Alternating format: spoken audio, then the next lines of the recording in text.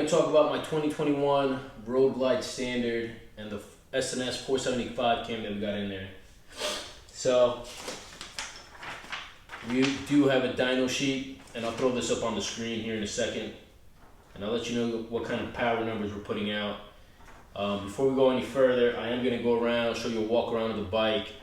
Different components I already had on the bike prior to the cam going in, just so you guys get an idea, and then we'll wrap it up and I'll give you guys a pricing of everything, what it cost me to get this cam installed. So I'll go ahead and throw the dyno sheet up on the screen right now, and we'll go from left to right. So my max torque prior to getting the cam put in came out to 103.39, and that was at 3,000 RPMs. And my max power, again, this is with the stock Harley cam, was 85 at essentially 5,000 RPM, which I rarely would ride up to those type of RPM numbers when I was rolling. But then after we got the cam put in, my max torque jumped up to 115, and my max power, this is where you saw the big increase, went up to 117. So a 34 horsepower increase, which is, I think is really impressive. This was kind of what I was expecting to get out of this cam. I've enjoyed it so far. I've definitely put about 500 to 600 miles on the bike already. So I took a trip down to Chicoutimi Island down in Virginia, came back, then I went up to Gettysburg Bike Week, rode around for a little bit. So it's performing well. Haven't had any issues with it. Again, these are the type of numbers I was looking to get out of the bike. I'm not out here racing anybody. I'm not doing anything crazy, like if I would have had like a, let's just say a crotch rocket or something like that. But I think these are impressive numbers. Most of my friends have a hard time keeping up right now. And again, you take it for what it is. I'm not doing anything crazy to it. I didn't bore the heads. I didn't do anything like that. But for just a cam in there, I think these are pretty good numbers. They're solid numbers. I'll give you a breakdown of the parts that are in the bike and why I went the way I did. So essentially, what I wanted to do was get an S&S kit. So if you go on S&S's website, they give you a kit with a 475 or whatever cam you're looking to put in the bike.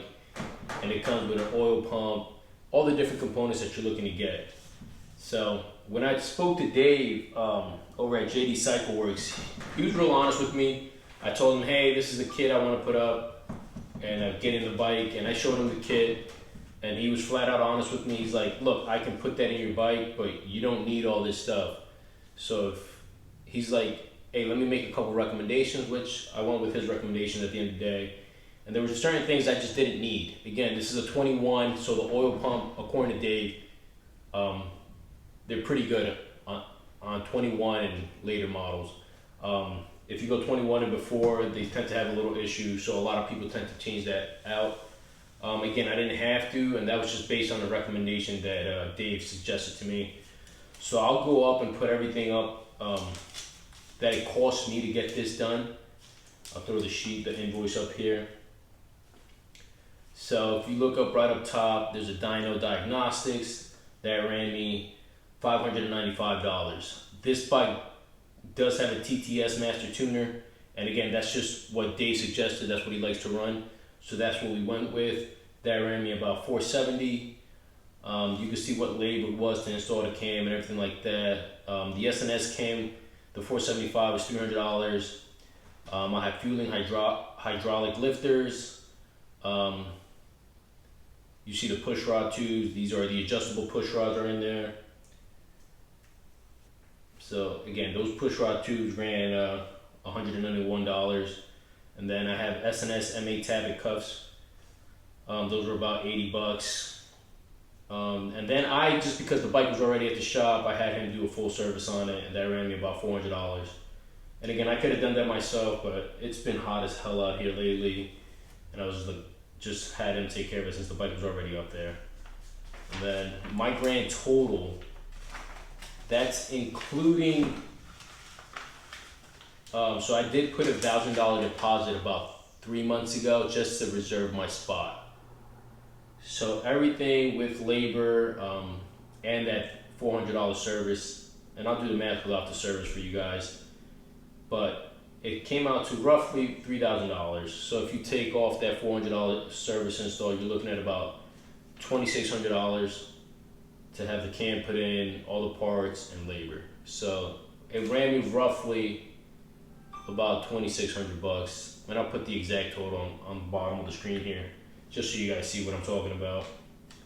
But again, those are where we're at with the numbers. I am really excited where the bike is. I'll do a quick walk around for you guys so you guys can see what I had on the bike, and then all I did was add the cam. So everything else was already in there. So when those numbers, when it was making 103 torque and I think it was 85 horse, all the components, the pipe, I had the aluminum S&S manifold in there. It's the 55 millimeter, same as stock. It's just aluminum instead of that plastic. I had the Chromeworks 2-into-1 outlaw pipe already in there. I was running a Vance & Hines FP4 tuner, and I'm curious if I can like plug that back in just so I can get, so if you guys don't know, with the FP4 tuner from Vance & Hines, it's basically an app that you run on your phone, and it gives you different things like O2 sensors, how hot your bike's running, just different little categories that you can pick and choose just to see how your bike's running. And I'm curious to see if I can just plug that in and not, obviously I won't change the tune on the bike, but just so I have those different categories that I can look on my phone just to see how everything's running. Dave does give you back your old cam. So that's my old cam right there. I'll zoom in on that. So he does give that back to you because obviously he has no use for it. And I really don't have any use for it either. I'm just keeping it just because he does give you a box of parts that he takes off the bike and things of that nature, which is what I have in here. And then I also keep my TTS tuner on me. It's not always plugged in, it doesn't need to be. But in case I ever break down or whatever, or I need to run it to the dealer like on a whim, I keep the tuner on me, so I'll zoom in on that as well. So it stays on the bike and everything like that. But I'll show you guys a quick walk around of the bike here in a second. Then we'll go ahead and start her up, so you guys can get that sound again. Again, if you have any questions on why I went the route I went or the money I spent, just hit me up in the comments and I'll get back to you. I try to answer all the comments as soon as possible. So just let me know.